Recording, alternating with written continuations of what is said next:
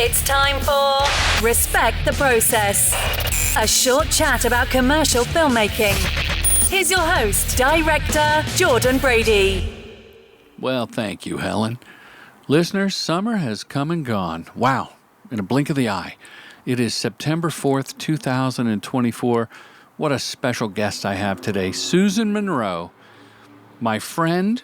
I can't believe it's taken this many years to get her on the podcast. Editor extraordinaire, does commercials, documentaries, you name it, and the proprietor of Hybrid Collective.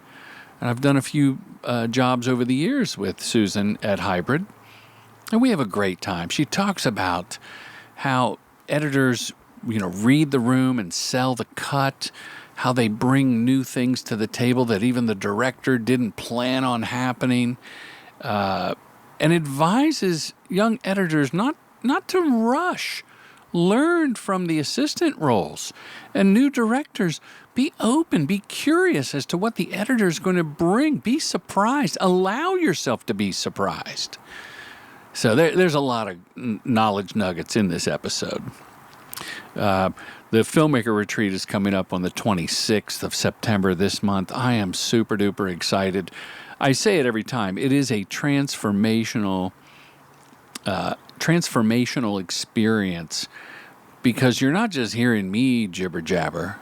We're learning from each other. We're breaking bread every meal. If you want, you can sit a meal out, but to me, that's part of the fun. It's like summer camp, film festival vibe with working directors, producers, copywriters, agency folk, art directors. We've had all kinds of people show up. Content creators. You can be whatever you want to call yourself. It's a very safe space, and it's in the beautiful settings of Joshua Tree. You will leave energized. So go to commercialdirectingfilmschool.com or DM me. I'm easy to find. And this just in, maybe I said it last week, so it's not just in, but the Magic Mind people will be supplying the filmmakers a daily dose of the Magic Mind. So you got your ashwagandha, your ceremonial grade matcha. That's what gives it the kick, Helen, is the matcha. And ceremonial grade is a thing. I doubted it, but no, it's the real deal. And it's got all the vitamins that you need. And what's the other one? The lion's mane. So I take it, I'm good at compartmentalizing, but I still struggle with the ADHD. And I have found, it's going on a year now that I've been doing a daily dose of the Magic Mind, that it does keep me more focused and more energized at the same time than the cappuccino for $7 in the afternoon. Use the code JB20 and you get some sort of discount. And I haven't been talking about the online courses, but they're all at commercialdirectingfilmschool.com. All kinds of online courses for you to take, and you do. Here's the problem with me. Every course that I teach from my website comes with a free filmmaker consultation call. And it says 20 minutes, right? But if you buy a bundle, you get a 20-minute conversation per class, per course. So if you get the Shadow and Masterclass bundle, that's 2 40-minute conversations, and you can do them at once. You can break them in half. I was talking to a very talented filmmaker, Mark, today, and boy, we got to talk. And next thing I know, it's an hour. So I'm not a therapist, a clock watcher. I just love learning about filmmakers. And the big trick is I take away just as much as you do after you've taken the course. Okay, I'll tell you what. Let's get to Susan Munro. And, she's going to demystify the editing tools and the common practice of young filmmakers wondering, I'm done. I'm going to stop. But I just love this conversation. So here it is. Oh, I will give you one more tease. The importance of long-term communication skills. That goes without saying, but I got to tell you, there's so many nuggets in here. Okay, cue up the tape with Susan Munro. Hybrid Collective now. Is that what we call it? Yes, Hybrid Collective. Now, why did you change the name? From Hybrid Edit.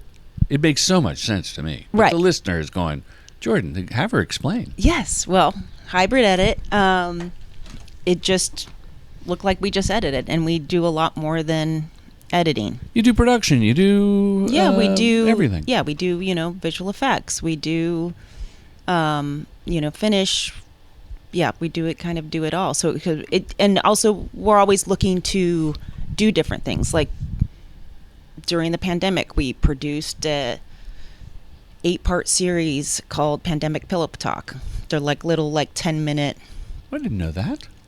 I know you did. I thought I knew everything about Hybrid Collective. Pandemic Pillow Talk? Yeah, Pandemic Pillow Talk. So that's fun. Yeah, well, our producer Summer Moore, that I think you'd met, and she was here at the time, and is like an actress and an amazing writer.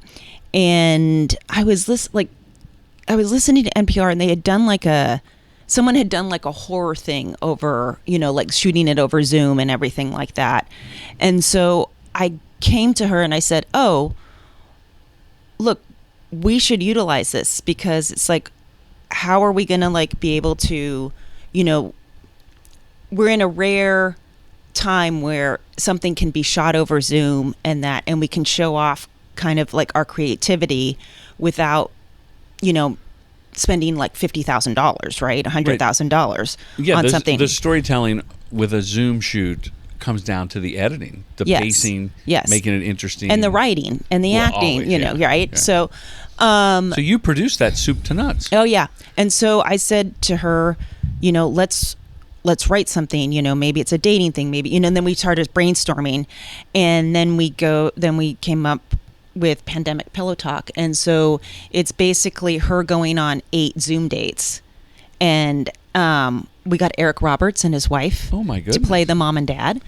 and because they Zoom bomb in an episode, in a couple episodes, and that as well. So the word collective, you think of the ragtag group of artists or the top shelf professionals, and which you are.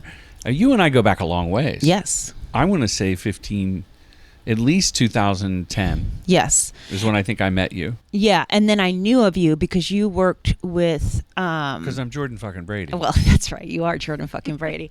Well, you can relax on this spacious couch here in the Hybrid Collective Studios. You don't have to put your feet up. I know. Great. No shoes. I know. This is the cozy... I wish the listeners could see. There's these dense, soundproof curtains that surround us. There's these futuristic monitors, carpet, fuzzy thing over there. It's just a really great vibe. Thank you. Yes. So, and then the painting behind us, it's it's about to get so much better, and then it says spells together. That is a painting done by my friend Eamon Harrington, who is actually an Emmy award-winning director who started painting 10 years ago. And now has a small gallery in Malibu, and shout out. That's a perfect inspirational quote for the edit bay. Oh yeah, that's why I chose it. To get better together. Yeah, it's not by accident. No. You may have commissioned it for all I know. Actually, I think the president of Zoom or something, a big corporation, she commissioned that. She saw it's about to get so much better was already made. And so she's like, but I want something else to come out of it. So she had her team work on an idea of find the word that would be in it. Seek exactly. And so someone eventually found out that it actually spelt together. I will post a picture of this with our blog so people can follow along. Yes. Oh, we go way back, and what I love about the word collective is it says to me we're in an age where we have, and this has come up recently on the podcast, we all need to be creating content. Whether it's, I've seen the explosion of behind the scenes, which I'm guilty of. Original content like Pandemic Pillow Talk, the PPT, production companies doing shorts beyond a spec commercial or something like that, doing a short film, producing a movie, and if you have a team that can, starts with the writing, then you have the means of production, Mm-hmm. and somehow the money will follow. Yes. Yeah. Did you fund it? Can I ask? You can pass on any question. Oh, by the way. no, we totally funded it. And we actually shot it union. We shot it like Whoa. SAG and yeah. Well, it was like, yeah. That was very helpful to actors during the pandemic. Yeah. And crew, And trying to crew. get, hours and things like that. And it was like we shot kind of like November, December. And we totally figured out like how to shoot over Zoom, Mm-hmm. and like shipped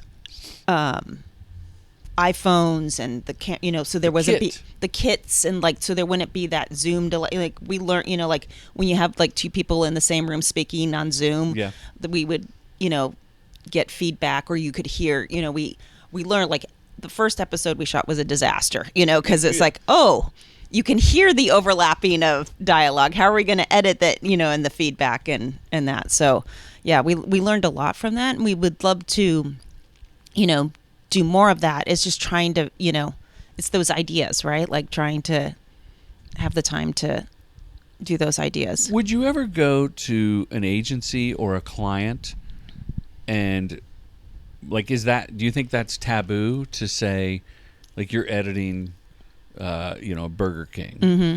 and you say to the agency creatives, like, hey, do you know anybody who could pay for this series we're going to do? That would be the worst way to pitch it. Yeah. It would probably be like, hey, we're doing something. Do you want to get involved? You don't want to miss out. FOMO. We did actually kind of go out with it. But Separate from your clients. No, separate from, yeah. Like Yeah. we did like kind of, pitch it to try to get inroads with Roku and, like streaming content like that. I think during the pandemic, it was a little hard because there was so much content being generated already, Right. that, but yeah, I would, always go out to kind of like, I would not be afraid to like ask, hey, does this interest you? Yeah, that game kind of scares me. Yeah. My wife is deep into that, right? Mm-hmm. Like she's attached to a movie. She's got a series developing with this company. It was at that company. They papered the deal, air quotes. And I'm just like, maybe I'm lazy. I'm like, just give me the board with a shoot date and an air date, and I'll make it. Well, yeah. And I'll bid competitively. I don't take it for granted. Yeah. So I applaud you for making shit and getting it out there. And I think that you're in the right. I think that's the future. It's like there are some people that want to direct commercials, and I've told them privately, you should be an influencer. You should be a creator, air quotes again, because it's a long road to get to what is kind of a shrinking piece of the pie. 30-second commercials, 15s and whatnot. Even though there's an abundance of 15-second stuff, to get to where you're competitive for people starting out, I was like, I would take an iPhone and I got 2 mini microphones like you see on Instagram with a thing you plug into the bottom of your phone, a receiver, for $5.99 on the TikTok shop. Oh, wow. And they're awesome. Now, they only last about 40 minutes before the battery goes down. Yeah. But the means of production is so cheap, cheaper than 10 years ago when a 5D came out or something. Like it's super cheap for good quality shit. Yeah. And I think that's going to help people enter, but it's also going to be a ceiling in that's going to be your tool. Right. But also, too, I love that we're constantly leveling the playing field, right? Sure. With, the equipment coming down and everything like that. Because And the information. Yeah. Because for me, it's like, I'm very much like, what's the story? What's the story? What's the story? Right. And so I think when there's so much out there, you have to really like focus on like, do I have a good story? Let me jump into editing. When, like right now, the immersive camera the camera's this point of view, it's the coffee cup's point of view, it's screaming up to someone and stops and whip pans over. The TikTokification of editing seems to be, as a director, when they want transitions, I'm like, yeah, I got to shoot those and plan them, but that's really the editor's realm. How have you noticed the in 2024 August how that's become ubiquitous, that style? Or am I wrong? Am I just seeing too much of it because of my algorithm? No. Like it's everywhere, right? And some of it's super cool. Some of it's really cool. Super cool. How does it help story? That's what I go to. Is like, how does it help story? Because I think sometimes like you're missing that human connection. Usually it's with like a popular up and coming track, right? Or and it's like beautiful people, but I'm not sure. But also too with those transitions and things like that, they're very orchestrated, right? And they have to be orchestrated. Right, on set. The director has to plan them. Yeah. And the moves have to be orchestrated. And do they call you before they while they're pitching? Yeah. Do directors ever go, "Hey, Susan, can I talk to you or one of your editors because I'm going to do this transition piece"? Well, when we did a like GoDaddy campaign, and it was just like a 7-spot package, and we had like 3 or 4 prep calls for it, and then we were on set all 7 days of the shoot. Yeah. So we were like at camera with them all the time. Do you like being on set, having someone on set? Do you ever go, yeah, not quite, you got to do another one? Well, we're really there as, at best, invited guests. You're not cutting on set. No. People do that, though. But no, and I've done that, But like when we're there, like doing visual effects supervising. I mean, we had a visual effects supervisor on set, and I was kind of the VFX producer and kind of just managing and But at best we're like an invited guest. At worst we're like the second cousin that didn't like, oh God, we got to invite them for Thanksgiving dinner or something like that. So you have to be really respectful and figure out when you can chime in, right? Yeah. You have to give the director the space to experiment and not just jump in and go, oh no, like you have to see where they're going with it too, right? So that's very gracious of you.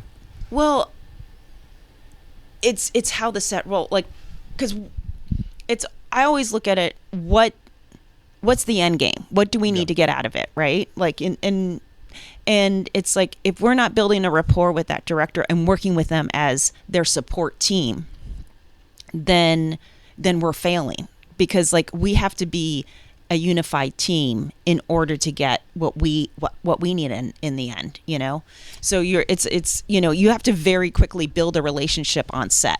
That's so funny you say that. I was texting with someone or messaging, and a rep, and she goes, "I can't wait for him to be on set cutting with you, like cutting on set."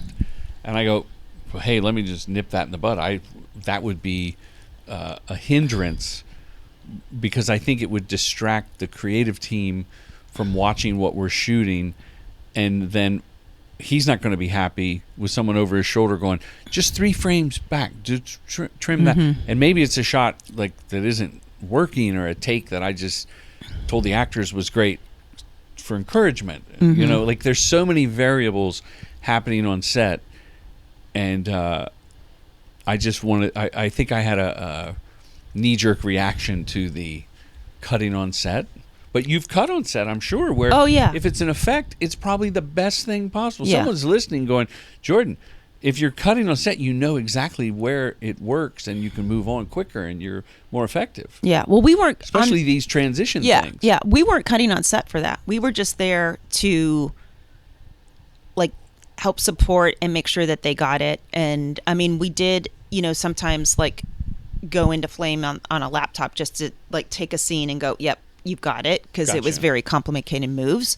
But I am not a fan of cutting on set in regards to, I think... You want private time. it's not here in the love cave. It's not about that. I mean, yes, it's nice to kind of like not have people looking over your shoulder, but you don't need to know that shot took 2 hours. Right? And when you're on set, you know it took 2 hours. You look at things differently. Or there was like a really emotional moment on set, and you're like, work. And you're like, that's it. Oh, good, and then good. you're like, that's it. That's the moment. And then you keep on trying to work it in the edit, because like mostly we're cutting like 30 or 60. I mean, if we had like 2 or 3 minutes, if it was a longer content piece, it might work, but no, it's not going to fit. And you try to keep wedging it in because you remember that moment on set. Right. You're unfettered. Yes. And do agencies request that you be on set, or the director, or do you bring it up? I'm sure it's different every time, but I've had an agency ask, can we bring the editor on set? Do you want the editor on set? We'd like the editor on set. We've been requested a very, very few times. Sometimes we've actually like mandated it only because you have integrity. You want to make sure it's right. It's for us, it's a timeline thing. Yeah. You know, it's just like we do not have the time to. I mean, when now it's very easy with like different like portals and that to upload transcodes and that. So, and on deadlines, we're basically saying in order to make this deadline now, like you need to be feeding us dailies throughout the day. Gotcha. And you know, if they can do it in an upload, that's great. If it's faster for us to go. Because if we're on set, then we get to go to the DIT and go, hey, when can you give us another dump? Right. You know? So usually we're only on set because... That's going to be the name of the podcast. When can you give me another dump? That's this episode with Susan Munro. Right. How did you start editing? Tell us about you. I've been asking all these these questions that I was wondering, you know, and very selfishly, and I apologize. Where are you? You're a young girl in Missouri, and I've just made that up. I'm just guessing. Where did you grow up? I grew up in Arizona, Phoenix, and England. Oh, wow. Yeah, the sister city of London and Phoenix. Right, exactly. What city in England?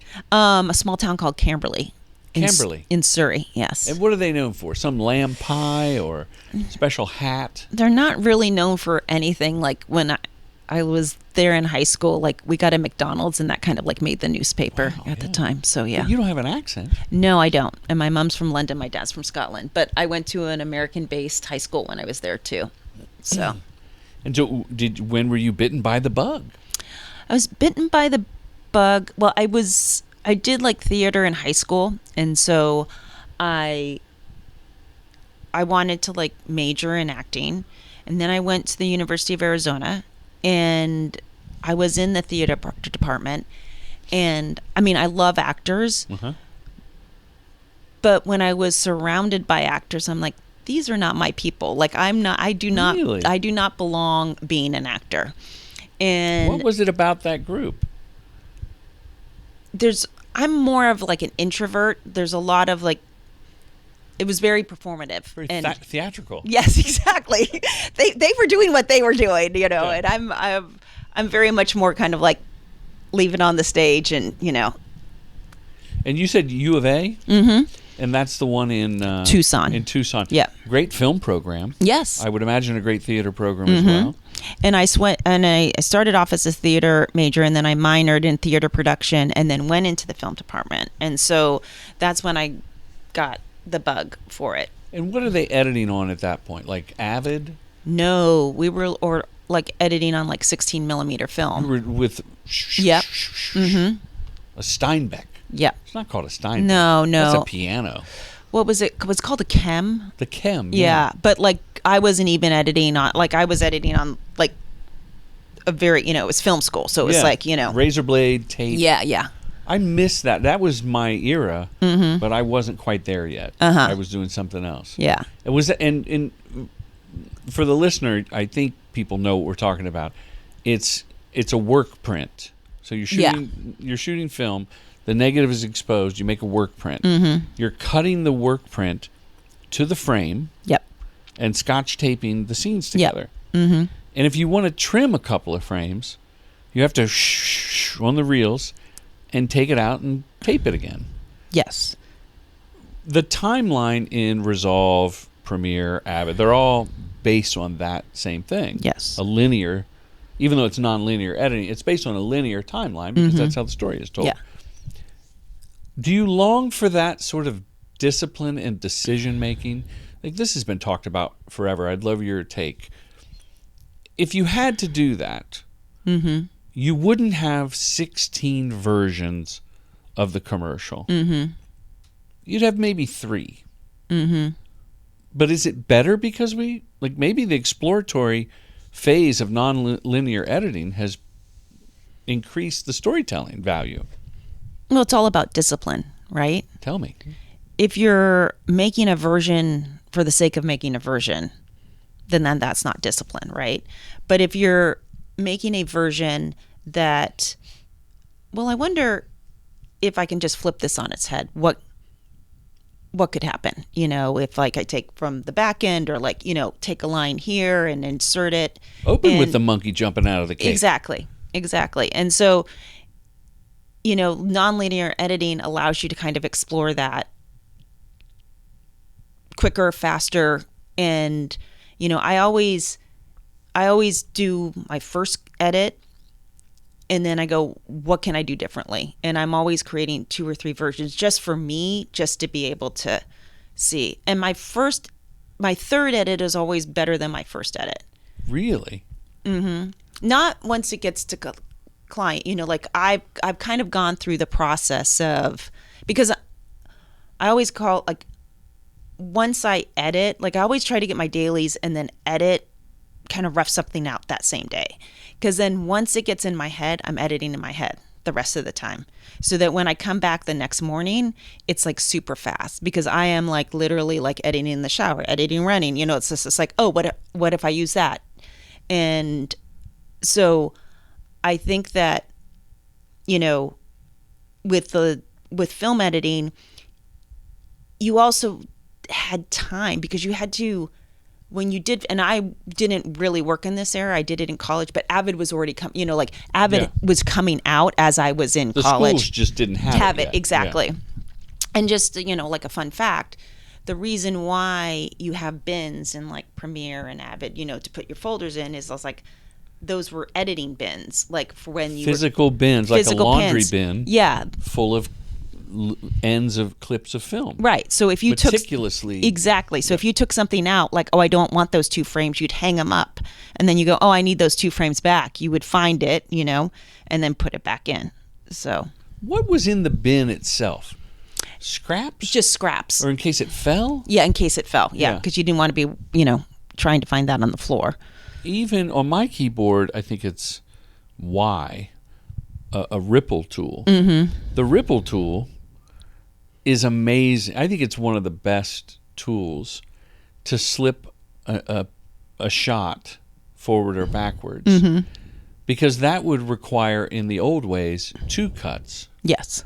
And it would just be so, I'm imagining it would take forever just to explore that. Yes. And to me, what I love about nonlinear editing is the exploration of what a difference a few frames can make. Yes. And my kids, my son Ben, who he'll be I'll say, that's 3 frames. It's just something's off 3 frames. Yeah. And when he was first starting out, he'd be like, I can't believe you're saying that. How do you know? And now he'll come in and watch my stuff and go, you got to shave a few frames off. And he's right. Yeah. He's good. Yeah. And Jake, the same thing. Jake, who edits the show, I'll go, is this funny? He goes, it's a little too long.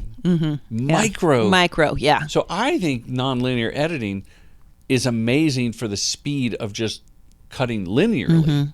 Does that make sense? Yeah. Yeah. I mean, the one thing that when everybody was cutting on film, even for commercials, is that you would have to, if you had a cut, you would send it out overnight to get duped. Yeah.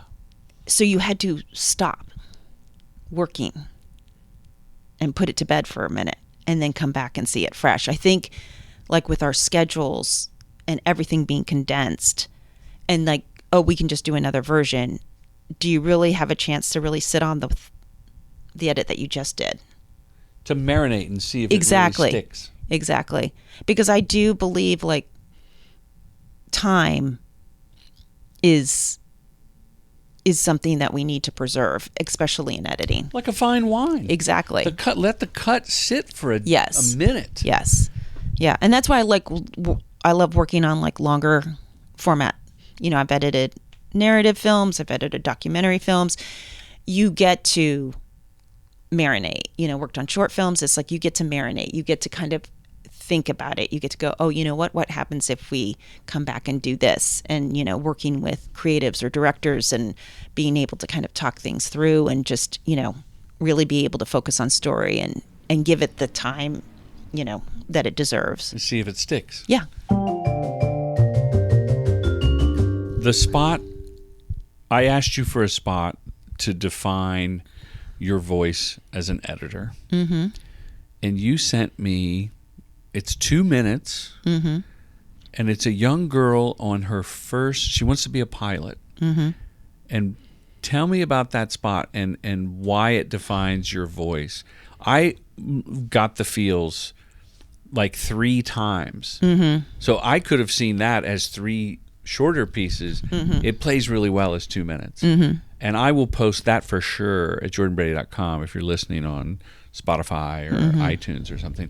And like she cried, spoiler alert, she cries a happy cry at the end with this pilot. They go up in a plane. I was just like, oh my God, I feel like I'm in the plane with her. Yeah. Yeah. Yes, that's UPS, which is delivered. And they did an amazing campaign run where they would find kids and they would be able to get their dream and it would be a surprise to them. And it was commissioned as a longer piece, like a Yes. short. Yeah. Yes, it was. I love it in so many different ways. One, it speaks to me because she's a 9-year-old girl who says, I can do, you know, anything, even though boys tell me I can't. And when I was coming up in the business, I really had an interest in working behind the camera as like a DP. So I was like tooling with DP and editing, and I got on this feature and I was working as a production assistant, and I was talking to the DP and the grips and everything and asking questions. I said, oh, I have an interest in this. And But you know, you're a girl. well, they said, don't worry your little pretty head about that. Ah. And so I, you know, took the editing path, you know, kind of based on that. I like finishing things as well. Like I like that aspect of it. So I fell more into editing, but Finishing like literally or it's like seeing the piece done, Yeah. you know, like it's done, you know, like shipping it off, you know. it's a great feeling. Yeah, it is. Ship it. Ship it. So for a 9-year-old to be able to say that, I thought that's really cool. You know, that's a really great message. And what I love about it too is, I mean, there's about 5 or 6 hours of footage. That was my next question. Yeah. Because the camera must have been just rolling and rolling. Rolling and rolling, multiple cameras, and But it's all real. oh yeah, it's all There's real. no stage like No one asked her to say anything. No. You know, they didn't Yeah. put an onion under the frame to make her cry. Yeah, and Danielle and Tassione is like an amazing director, and we literally had I had 4 days to edit that together. I had to fly to Austin to work with the agency, so I was like editing on the plane and doing that as well. But it like came together, and I think like one of like the greatest feelings about it was Danielle like knew the footage, knew the story she wanted to tell, but like I found like this like kind of heroic piece that was just like an outtake of Taylor kind of turning to the camera, like standing on the wing of the plane, and she said like, wait, where'd you find that? And for me that was like the greatest compliment, that like I found something that you as a director loved that you didn't even know existed, because it was just a random, it wasn't like we're going to get this shot. Right. It was just one of those moments. And I think, once again, it's like story. It had a beginning, middle, and end. Was that hammered out before the shoot? It was hammered. With a docu thing like I this? mean, it was hammered out of kind of like, she's going to like get the surprise that she's going on a plane. She's going to be able to fly in the plane. She did a simulator. Right. Act 2. Yeah. Did a simulator, got in a pilot, rock star outfit, and then went up in the plane. But that was kind of how much it was. Those were the beats. That's it. And so, the pilot, she only met on that day, and they feel like that they've been flying together for like 30 years, the relationship between the two of them is just like so precious. And I loved just the honesty of it, and the spot's titled Girl Power. And it speaks to me as like a woman-owned business. It speaks to me as a woman myself, just like that, we can do anything. And I just thought it was great messaging, and just being able to kind of discover all the moments in it, and tell a story that can touch people. And, anybody who sees it says, I cry, or like, And so for me, that's like such a huge gift, that I've been part of creating something that leaves some people thinking about it. Oh, it's so sweet.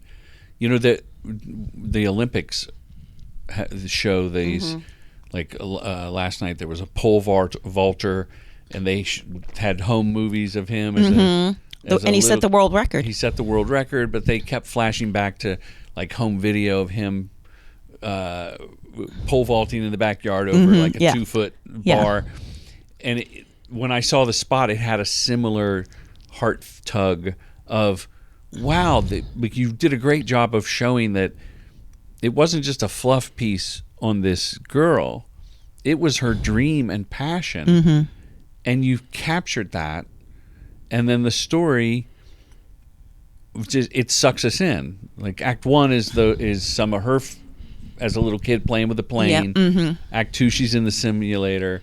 Act 3, she's there, which came as a surprise to me. I thought the simulator was going to be the end. So I don't want to give it away, listeners. I'll post it, like I said. Tell me about a woman-owned company. What in this era of diversity, equity, inclusion? What was that? You made a little. I think a lot of the programs are performative. They are. I think it's just a wank. Yes. But if that stretches the boundaries a little bit and opens people's minds, fine. Again, I'm the poster child for white privilege, white male privilege. Yeah. I mean, I don't think the intent is performative. I think. But the practice of, we're going to bid a female editing company. Right. Well, and you also have to look at, I really believe if you want to make change, that you can't judge the talent the same. In the sense of, if you're looking at the white male director, there's a history of 70 years of white male commercial directing or feature directing and that.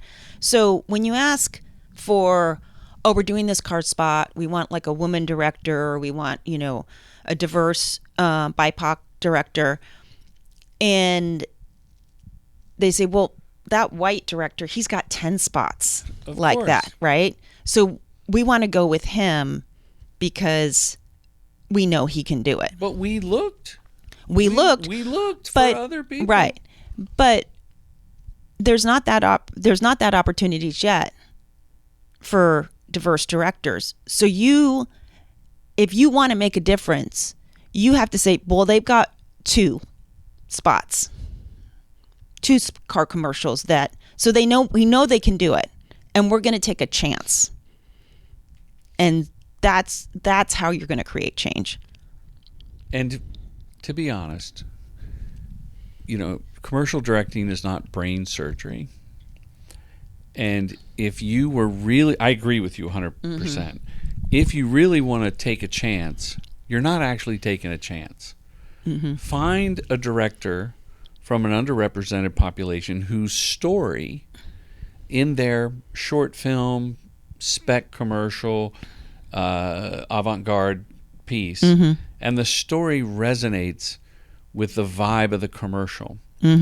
Any production company on the planet will surround him, with a great car DP. I've done literally hundreds of car commercials, and an agency said, do you mind working with this DP? And I looked at the reel and I'm like, of course. So what new director would turn down that support? Right. Of someone who's done it, knows how to light the metal and all that. Yeah. And I'll make this offer right now on the podcast. To any agency listening, I'll produce it. I'll get a great DP. I'll get the gaffer that's lit every brand across the globe. And that new director will shine. Right. Because they'll be in charge of the story, run the crew, collaborating and all that. Yep. And the same with us. Hey, it's me, Jake, the editor of the show. If you're thinking of joining this year's Filmmaker Retreat in Joshua Tree, well, get off your ass and sign up. It's September 26th through 29th, and J Tree is a gorgeous place to recharge your creative juices. We're down to the last few spots. Save yours at commercialdirectingfilmschool.com. While you're there, check out my dad's buttload of online courses. Okay, back to the enthralling interview. What advice would you give any filmmaker at any level, but I do lean towards helping the next generation? Yes. How to work with an editor, whether it's in prep, whether it's on the shoot, whether they come in the room. What sage advice can you give us? Allow yourselves to be surprised. Well, that's great. That'd be good on a mug. It would be, right? Allow yourself to be surprised. That's like a life lesson. I think, well, because the tools have demonetized, right? So, and also a lot of these young filmmakers came up with, Premiere, like editing is just another thing that they do. Right.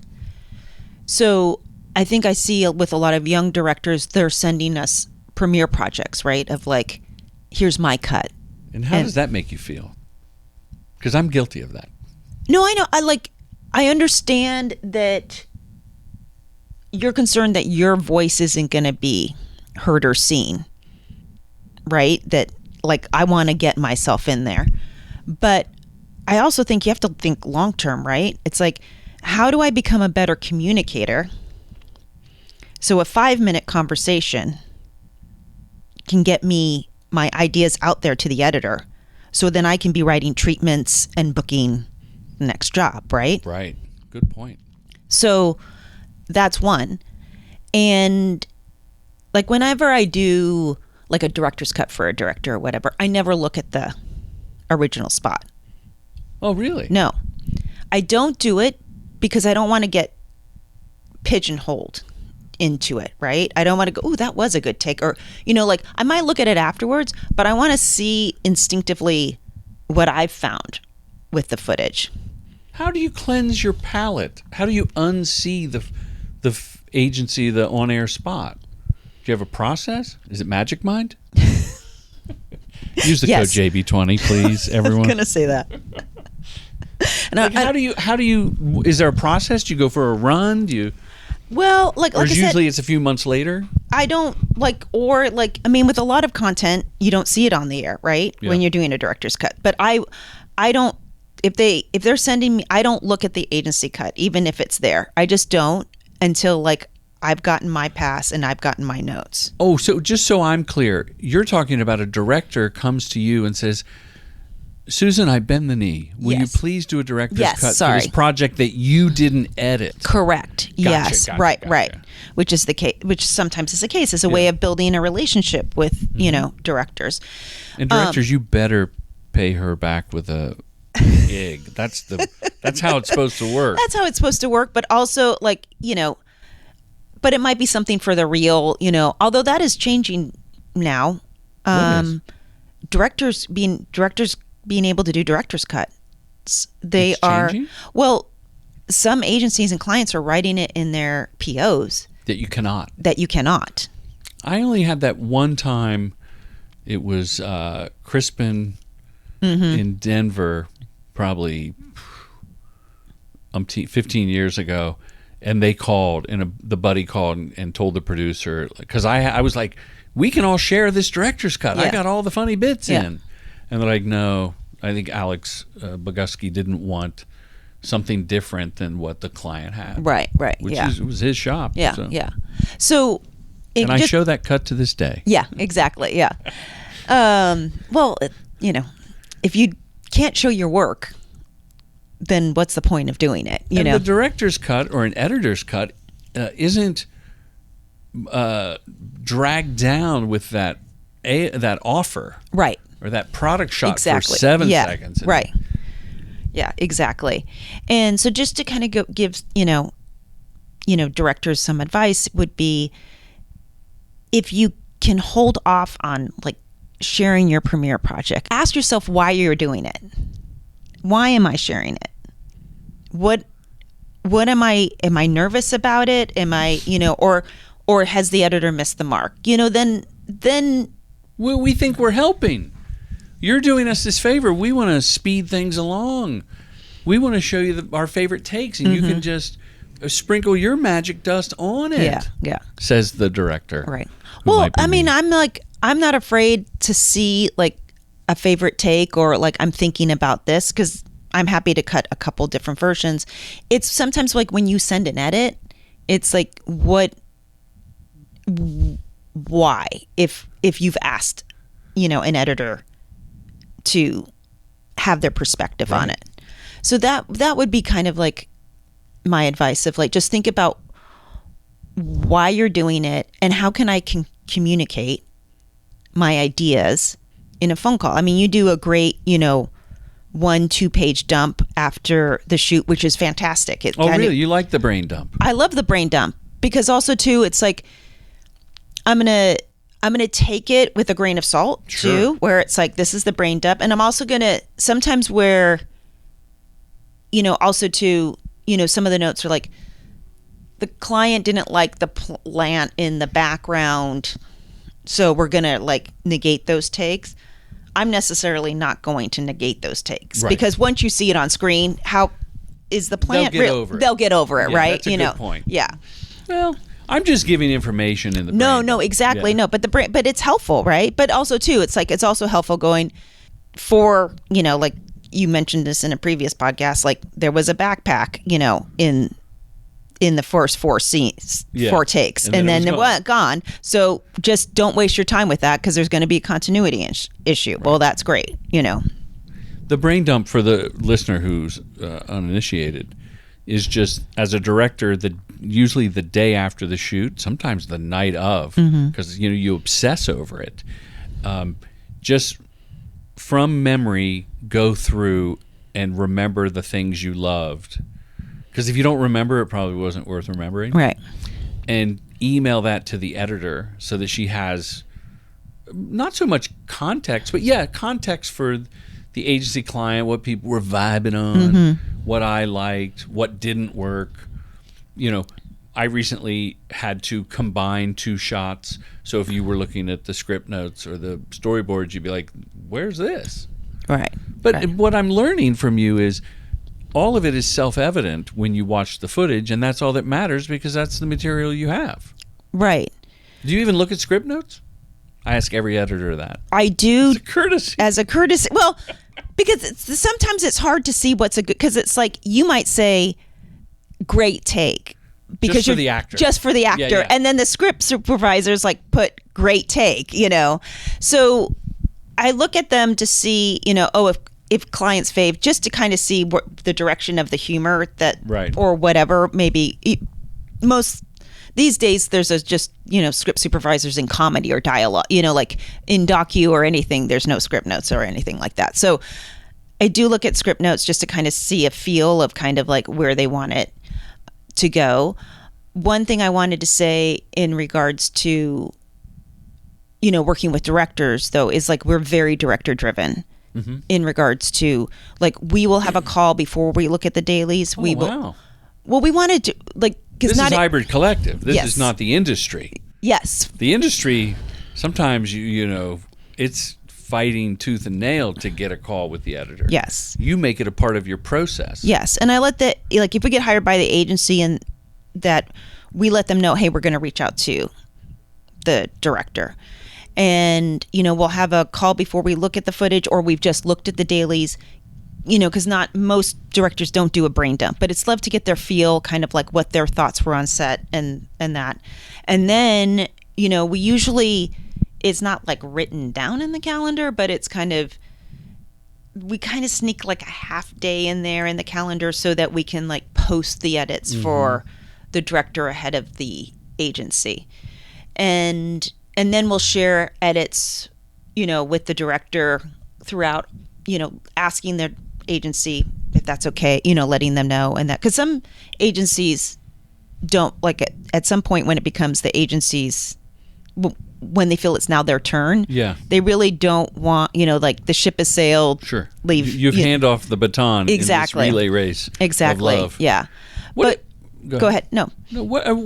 What sage advice do you have for editors breaking into the business, people considering editing, and with regards to not just commercials, but as a whole? Mm-hmm. But, start with commercials. The only difference between, someone told me this this is kind of like a motto a long time ago. The only difference between an assistant editor and an editor is clients. Yep. Right? So, but that doesn't mean, I think, like, there used to be an apprentice program where it was just like you were, a runner, you were, maybe like an apprentice editor, an worked assistant. In the vault. Yeah, exactly. And don't hurry up to be an editor. As an assistant editor, I worked under Rob Watsky and Larry Bridges. Yeah. Sitting in the room, two completely different editors. Rob Watsky cut the director's cut that Alex Bogusky said you can't have a director's cut at Red Car. And Rob works through Hybrid on certain projects as well. Yeah, he's a fabulous improviser. Oh yes, has his own nonprofit, and yeah. Helen Hunt will guest improv. Yes, quite and posh. He's so don't rush to be an editor. Don't rush to be an editor in the sense of, like, I learned so much sitting in the room watching both Rob and Larry work the room with the clients. The people skills, and also how to sell a cut. And I learned so much by, like, when you have to go into finish, and that you do overcutting, or you prep the footage, or you prep for audio. I learned so much about how they edited by prepping, because then I saw, like, oh my gosh, there's like 2 frames out of this in the middle of this take that they took, or they did a speed ramp to get it fast. I learned so much about editing wizardry by being an assistant. So the sorcerer's apprentice. Exactly. So there's a lot to learn. Like, but I consistently, as an assistant editor, was editing projects on the side, like at night, on the weekends. You don't stop editing, but there's a lot to learn. That's not just with a monitor and a keyboard. Right. I love that you stressed learning in the room with the people skills. I want to double click on, I love that phrase, because I say it sort of tongue in cheek. Mm-hmm. Double click on selling a cut. Mm-hmm. Now, clearly, the little bird named integrity is ever present on your shoulder, mm-hmm. Susan. You don't sell something just to sell it or to wrap up the project and ship it. You believe in this cut, and mm-hmm. you need to convince the client and agency why it's better. Yes. So how do you do? How does one sell a cut? You have like a charcuterie tray in the edit room, a little brandy. Exactly. I always cut with options in regards to kind of like narrowing it down, right? But I'm never afraid to say, I feel that this works this way and why.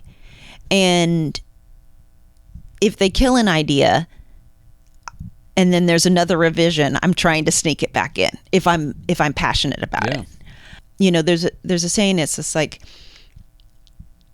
when you're editing, it's like, this is like my opinion, like I think this will really work. And then if you get like one note back, you know, it's just like, well, that's their opinion, that this is my opinion. But if you get a couple notes back on the same thing, it's like, no, then it's not, it really isn't working, right? Gotcha. But I mean, I had a dear friend, Tornado Cat from Meester Cat, was the agency out of San Diego, and they had San Diego Zoo, Union Bank, Honda, and we were doing this Honda spot, and I really fought really hard. I said, this is the funniest moment. Like, you need to have this moment in it. And he was like, no. And I kept on coming back to it. And I ended up losing, you know, and it was a visual effects shot. So like and that's why I kept fighting for it. Cause like, once you go into visual effects, there's no like, let's try a different take, you know? So I was defeated. We're very good friends. And, you know, I said, okay, you know, it's like, you're writing the check, you know, the client. 3 weeks later, he calls me up and he goes, you were right. But it went out to air the other way. What made him change his mind? I don't know whether it clicked or he saw it a different way. And then he saw like what I was talking, because I think also too, it's like, as an editor, I can visually see the path. I'm already seeing the visual effects in it, right? When I'm looking at a rough cut. And I realized then that he was not seeing it the way I was seeing it. You know, he wasn't seeing it as a finished product and what it would look like. He was seeing, oh, like, it's here now, but once we get into visual effects, it's going to be a whole lot better. Right. And it's hard for someone who hasn't done it as much as you have to have that vision. Yeah. That's great. I have 3 more questions. This has been fun. Yeah, it's been really fun. I'm learning a lot. I'm never going to send a Premiere project again. I'm not saying that. I'm just saying that. I mean, I don't want to. A client sent an iMovie cut. The client took the downloaded versions that were posted and did iMovie. Didn't know how to export. Videotaped, or not videotaped. Used his iPhone to film the screen of the laptop and sent it to the agency, and they sent it to the editor. And everyone lost their love. Yeah. For the, I mean, no, they, you know, right, professional, but it was like, really? Yeah. But I just want to say one thing. First off, I do like white male directors. So my earlier comments have nothing against white male directors. No, but we were talking diversity. Yes, we were talking diversity. Exactly. Yeah. 2 is that I don't want to set any limitations on a director creatively working with an editor. So if they feel comfortable with working and sending a premiere project, you know, Godspeed. You know, it's fine. I'm just saying, like, there's an opportunity and a tool to be using to communicate what you want verbally in less amount of time maybe than you sitting in an edit bay trying to edit yourself. I like the distance from the project to be surprised, because you said allow yourself to be surprised that we're going to have on our Etsy site. Yes, the mugs, yes, and t-shirts. Exactly. Bumper stickers. That should be the name of the episode. Yeah, I know. I was going to say that's the name of the. That's the name. Yeah. Tell me about Session City, because Star Sessions. Yeah, Star Session. Singular. Yeah. Star Session. Who I adore. Who is just a ball of creative energy, and we worked on set together. Yes. And she was just wonderful. She produced the gig, and Ben Brady was there. It was a blast. You now have that second entity. The second entity, it's really going to be an evolution from Hybrid Collective to Session City. So Hybrid Collective, I'm 100% owner of, and so I used to have a business partner, Michael Bartoli, rest in peace. Michael Bartoli. Yes. Oh, I love that man. Yes. It's just a great human, such a great editor. Yeah. So Yeah. calm. Yes. That's when I met you. Yeah. At Hybrid Editorial Mm-hmm. In Santa Monica, and you all had these parties. Yes. Mm-hmm. Oh, Yeah. wonderful. So you had a partner in Michael. He passed away suddenly. Yeah, suddenly. Top shape. Yeah. The guy was there on a Friday, passed away on a Monday. So yes. So, I had a business partner for 7-8 years. We are a Black-owned, female-owned post-production company. So she's 51, I'm 49. Kudos. Mm-hmm. And it was also important to me for her to be able to name the company. Well, this is part of your legacy. Mm-hmm, exactly. And I'm going to say it's part of Bartoli's legacy. Yes. Actually, we, on our website, on the Session City website, we sadly lost an assistant editor, dear friend, 5 months prior to losing Bart. So Daniel Spencer. So so we have he was only 32 years old, and so we have a little B&D heart on our little you're getting emotional. Yeah. So am I. I had a T-shirt from Bart's memorial that said Bart, and people from the Bay Area always thought, why are you celebrating our mass transit? And I wore that until it was just threads. Out of love and just good memories. Yeah. It's wonderful. And so Session City I'm guessing, will ultimately, you'll transfer your clients over from Hybrid Collective, and instead of just cutting bait overnight, not cut bait, that sounds like you're running, but instead of just closing and rebranding, the idea is segueing clients to Session City, getting them in this space of love. Yeah. They see the poster, the big painting. Yeah. And they go, yeah, cool. Yeah. Because they've already been working with Star. Right. And they love working with you. Mm-hmm. So it'll be natural. And how do you figure that out? You'll just feel it when the time is right, or is there a plan? Well, and also too, right. Well, right now too, it's just like being a Black-owned production company, post-production company that Session City is. It's like, working with Black agencies, diverse agencies, diverse production companies. That'll instantly, and any kind of new clients are going to go into Session City. Our older clients are still kind of like hybrid, old white guy directors. Exactly. Yeah. And so, so it's just, we want to probably give it a year or two to build that brand so that it'll be very fluid when we do it. So I would hope that Black-owned agencies would stack the deck with Black directors, Black-owned production companies, and Black-owned editing companies, Black female-owned editing companies.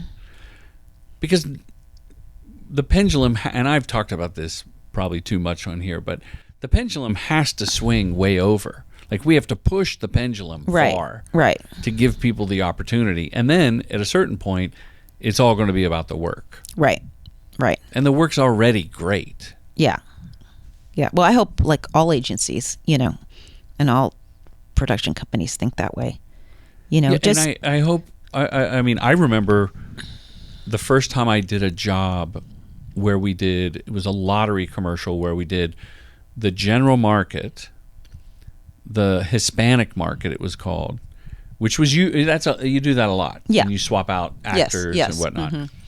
And then we did the urban, I'm using air quotes, urban market, and they had a celebrated creative director. I want to say his name was Phil Gant from either Detroit or Chicago, it was the first time I had heard of an agency or a consultancy, and he had a young mentee with him, which was really cool to see.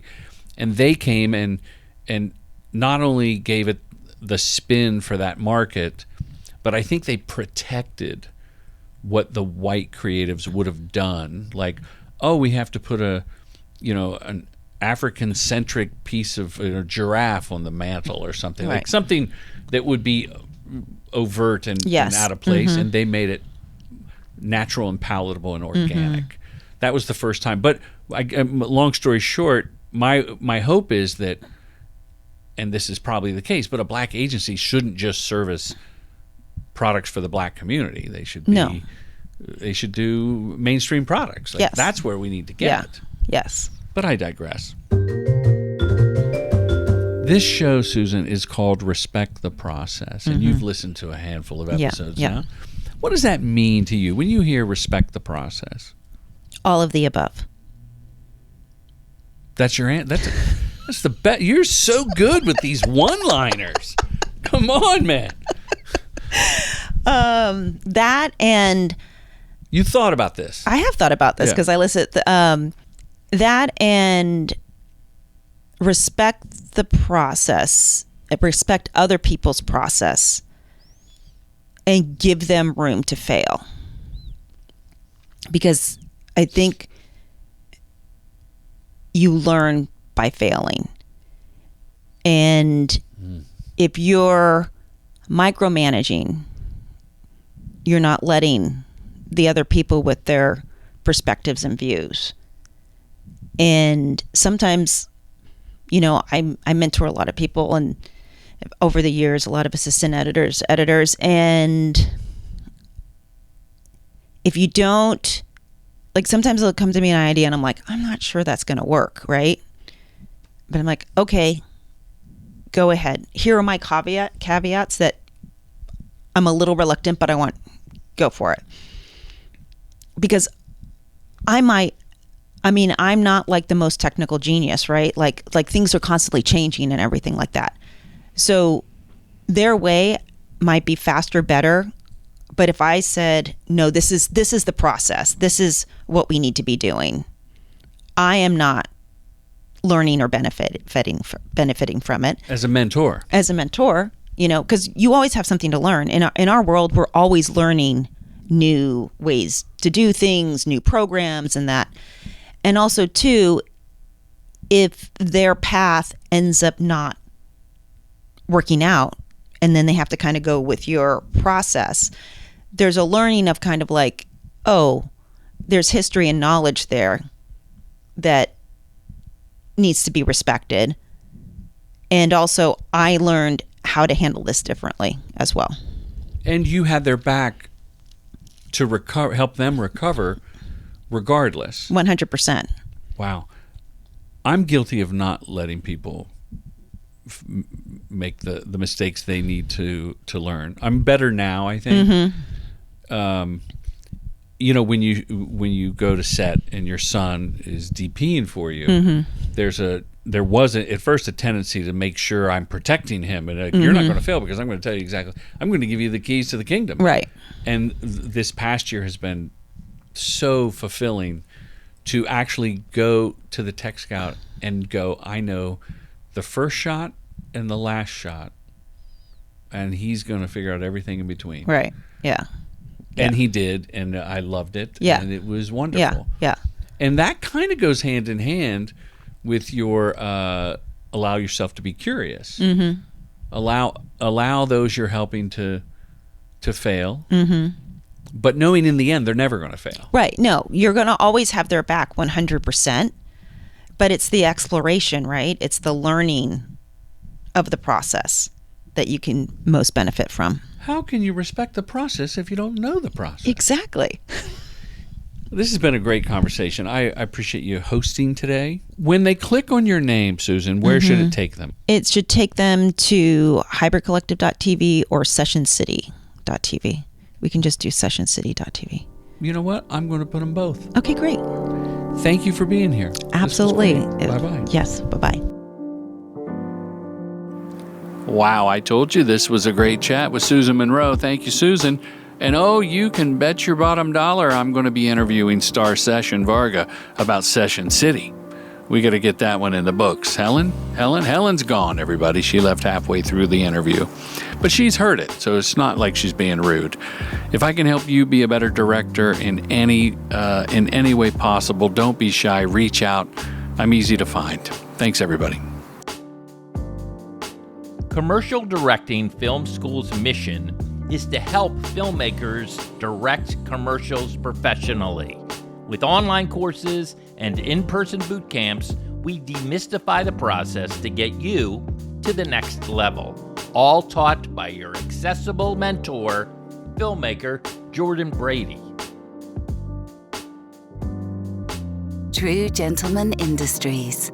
We make commercials.